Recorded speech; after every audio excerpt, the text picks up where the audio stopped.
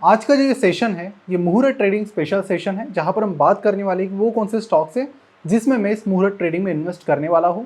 Actually मुहूर्त trading की जब बात आती है तो एक स्पेशल सेशन होता है जो हर साल दिवाली के दिन होता है। फिर अगर किसी दिन दिवाली सैटरडे संडे भी आ गई तो भी ये सेशन शाम को 1-1.5 घंटे के लिए रखा जाता है। इस बार ये सेशन रखा गया है शाम 6:15 से 7:15 बजे के बीच। और इस दिवाली के मौके पर हमें उन अपॉर्चुनिटी को ढूंढना है जो अगले 5 से 10 साल में इंडिया के लिए और आपके लिए बहुत अच्छा परफॉर्म कर सकती है।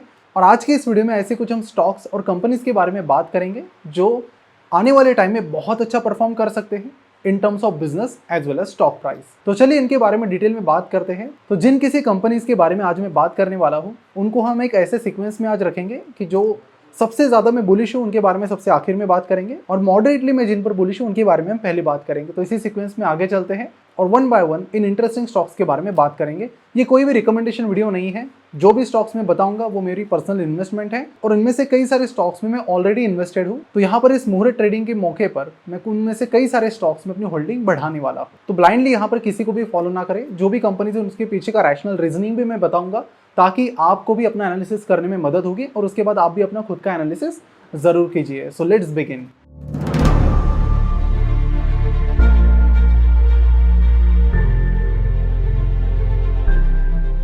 नमस्कार, मैं प्रसाद आपका आज के इस वीडियो में स्वागत करता हूं। आज के इस वीडियो के प्रायोजक है स्मॉल केस, जिनके बारे में हम वीडियो में आगे बात करेंगे। तो शुरुआत करेंगे IRFC that is Indian railway finance corporation के बारे में। ये एक सरकारी कंपनी, और आपने देखा भी होगा कि जनरली मैं सरकारी कंपनी के अगेंस्ट में होता हूँ इन टर्म्स ऑफ इन्वेस्टमेंट, क्योंकि मैं मानता हूँ कि अगर आपको जॉब करनी है, सैलरी कमानी है तो सरकारी कंपनी शायद अच्छी हो सकती है, लेकिन जहाँ पर रिटर्न्स की बात आती है, इन्वेस्टमेंट की बात आती है, तो सरकारी कंपनी में उतने खास रिटर्न्स नहीं मिलते हैं। लेकिन IRFC मेरे लिए थोड़ा एक्सेप्शनल है। वो क्यों है इसके बारे में मैं बाद में बात करूंगा, पहले बात करते हैं इनके बिजनेस मॉडल के बारे में। तो देखिए, IRFC के मेनली दो काम हैं। पहला ये कि वो इंडियन रेलवेज को उसके रोलिंग स्टॉक एसेट्स और प्रोजेक्ट एसेट्स लीज पर देती है। जैसे कि मान लीजिए कि इंडियन रेलवेज को एक नई ट्रेन की जरूरत है, तो ये ट्रेन सबसे पहले IRFC खरीदेगा और उसके बाद वो इंडियन रेलवे को उसे लीज पर देगा।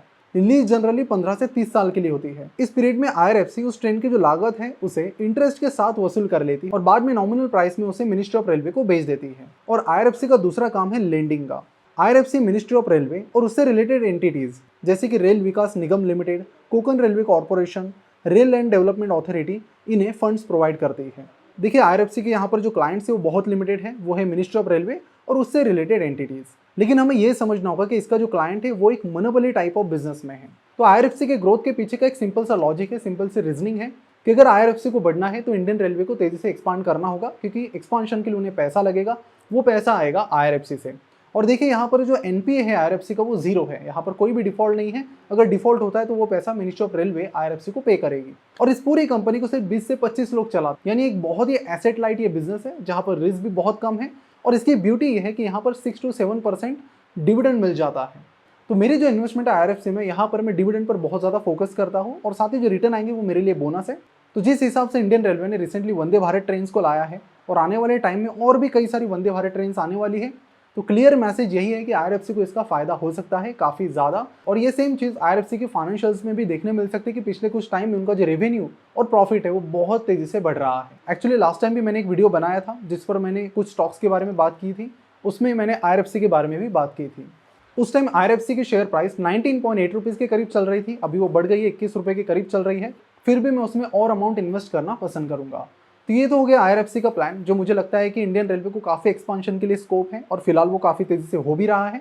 सो I am bullish on IRFC। फिलहाल हर जगह फिनटेक का बूम चल रहा है। अगर किसी स्टार्टअप के नाम में फिनटेक है तो उसे भी बेहतर फंडिंग यहाँ पर मिल रही है।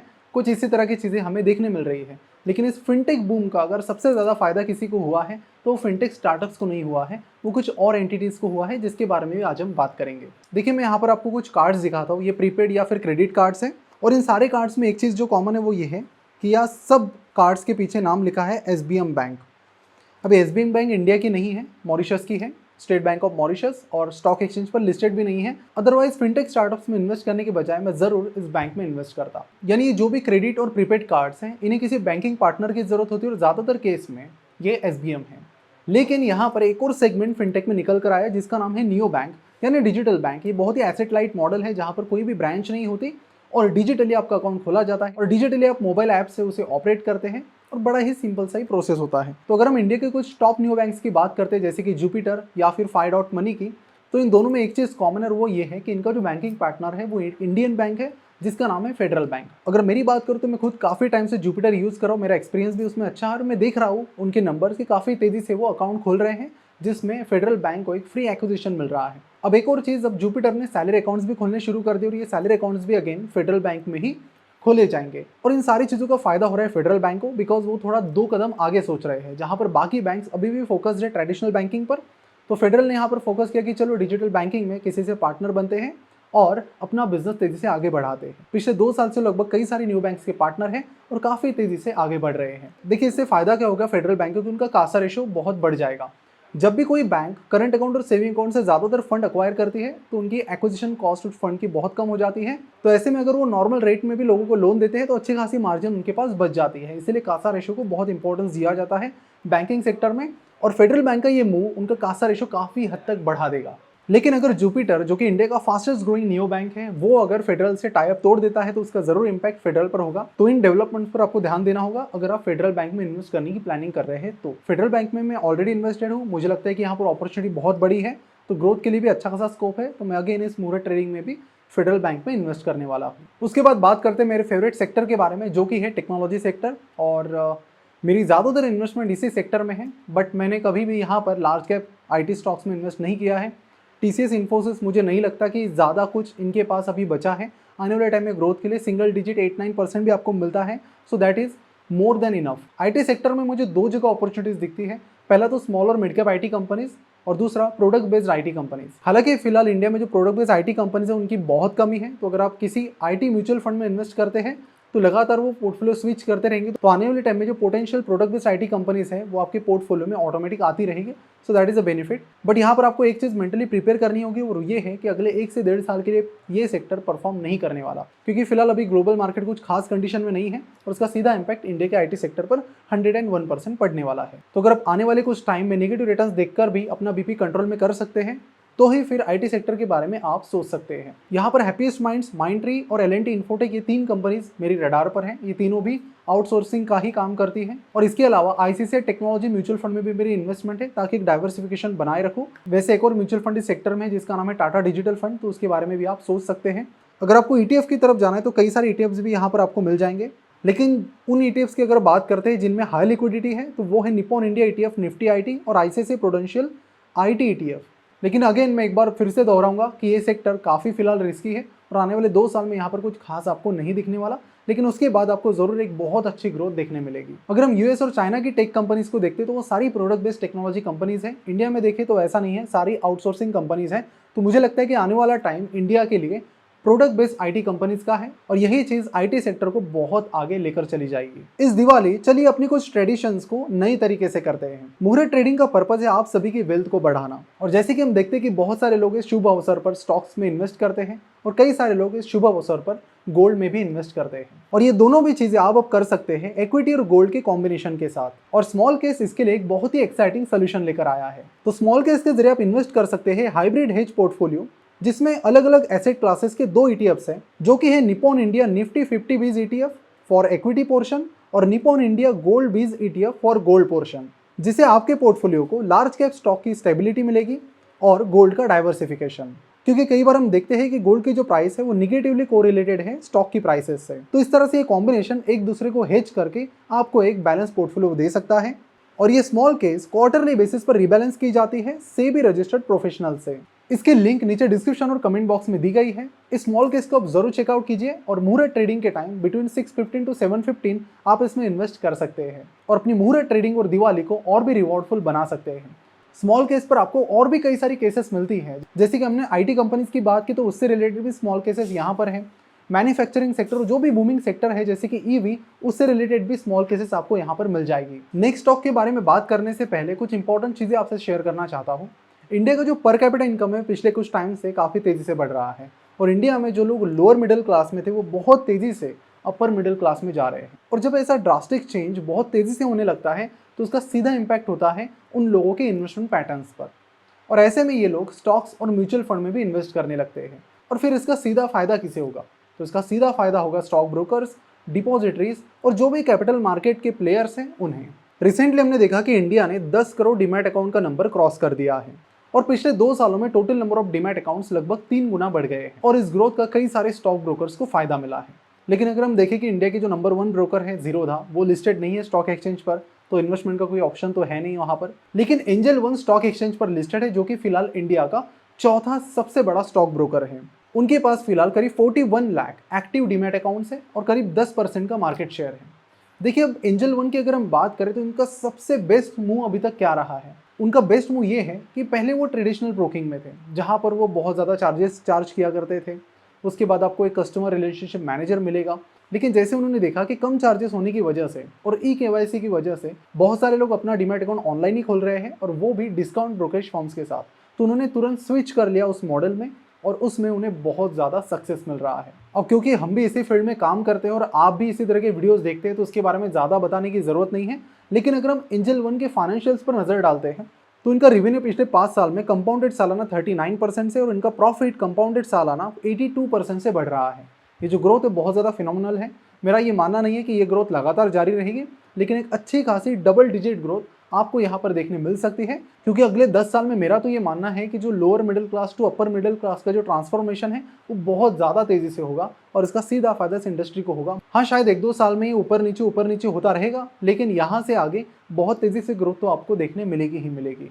एंजल वन की एक और खास बात यह है कि इन्होंने अपना जो रेफरल मॉडल है वो बहुत ही डीपली इंटीग्रेट किया है, जिसकी वजह से आप देखते होंगे कि कई सारे लोग एंजल वन को प्रमोट करते रहते हैं, और जिस तरह से वो अपना रेफरल कैंपेन एक्सपांड करे उस हिसाब से आने वाले टाइम में उन्हें इस चीज़ का फायदा ज़रूर होगा। अब स्टॉक ब्रोकर्स अकेले बेनिफिशियरीज नहीं है इस पर्टिकुलर ग्रोथ के, CDSL और NSDL भी है। देखिए, जो भी शेयर स्टॉक ब्रोकर्स के जरिए आप खरीदते हो वो स्टोर किए जाते हैं डिपॉजिटरीज में, और इंडिया में 2 ही डिपॉजिटरीज हैं जिनकी पूरी डिओपोली चल रही है, एक है NSDL और दूसरा है CDSL। अब इसमें भी अगर हम सबसे बड़े की बात करें तो वो है CDSL, जिसका मार्केट शेयर लगातार बढ़ते चला जा रहा है।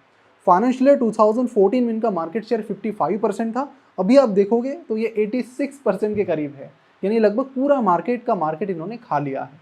अब देखिए, जितने भी ज़्यादा डीमैट अकाउंट्स खुलेंगे उतने ज़्यादा कस्टमर CDSL को मिलेंगे, और फिर CDSL उन शेयर्स को स्टोर करने के बदले में कुछ चार्जेस चार्ज करती है, और वही उनका मेन रेवेन्यू सोर्स है, और बाकी भी कुछ अलग अलग सर्विसेज को प्रोवाइड करते हैं। तो अगर आप भी बुलिश हो कि नंबर ऑफ डीमैट अकाउंट्स आने वाले टाइम में लगातार बढ़ते ही रहेंगे, तो CDSL भी एक अच्छा स्टॉक है। बहुत सारे लोग क्या करते हैं कि जब उनको लगता है कि कोई स्टॉक रिसेंट टाइम में बहुत गुना बढ़ चुका है, जैसे कि CDSL, तो उसमें इन्वेस्ट करना बंद कर देते हैं। तो आपको पास्ट को ही नहीं देखना, आपको फ्यूचर को भी देखना है कि क्या इसी तरह की ग्रोथ अगर आगे भी जारी रहती है तो स्टॉक की उस तरह की ग्रोथ लगातार बढ़ती रहेगी। अब बहुत सारे लोग ये सोचकर पछताते हैं कि CDSL का IPO 180-190 रुपीज़ के करीब आया था, अब शेयर प्राइस 1000 रुपये के ऊपर है, तो मैंने अपॉर्चुनिटी खो दी है। लेकिन अगर आप उस बिजनेस पर बुलिश और अगर आपको लगता है कि उसी तरह की ग्रोथ वहां पर जारी रहेगी, तो आप उस स्टॉक में अभी भी इन्वेस्ट करके उस ग्रोथ अपॉर्चुनिटी का फायदा ले सकते हैं। तो इस अच्छी खासी ग्रोथ अपॉर्चुनिटी को टैप करने के लिए इस मुहूर्त ट्रेडिंग में CDSL के भी शेयर्स में खरीदने वाला हूं। अगर हम इनका भी बिजनेस मॉडल देखें तो डिओपोली है, बिजनेस को ज्यादा पैसा नहीं लगता है, बहुत ही एसेट लाइट ये बिजनेस है। पहले वाला बिजनेस IRFC भी कुछ इसी तरह का था, और यहाँ पर CDSL भी कुछ इसी तरह का है। एक और इंडस्ट्री है जिस पर मैं बहुत ज्यादा बुलिश हूँ, और उसका नाम है alcohol beverage industry.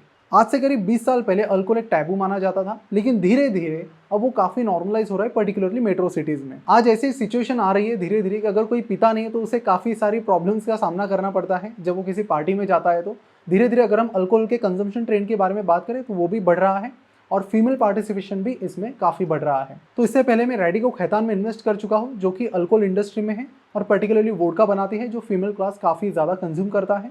Magic moment नाम का वोडका ये बनाती है, और मुझे लगता है कि फीमेल पार्टिसिपेशन जैसे जैसे बढ़ेगा तो वोडका की डिमांड और भी बढ़ेगी, और उसका कुछ हद तक फायदा रेडिको खैतान को हो सकता है। और भी अल्कोहल कंपनीज है जिसके बारे में अभी रिसर्च कर रहा हूँ, अभी तक इसके बारे में ज़्यादा कुछ फाइनलाइज नहीं हुआ है। जब भी हो जाएगा आपको ज़रूर बताता हूँ। कई सारे लोगों का एथिकल प्रॉब्लम रहता है ऐसी कंपनीज में इन्वेस्ट करना, तो वो आप पर डिपेंड करता है। जैसे रिलायंस इंडस्ट्रीज किसी भी चिकन या फिर नॉनवेज कंपनीज में इन्वेस्ट नहीं करती या फिर शुरू नहीं करती है।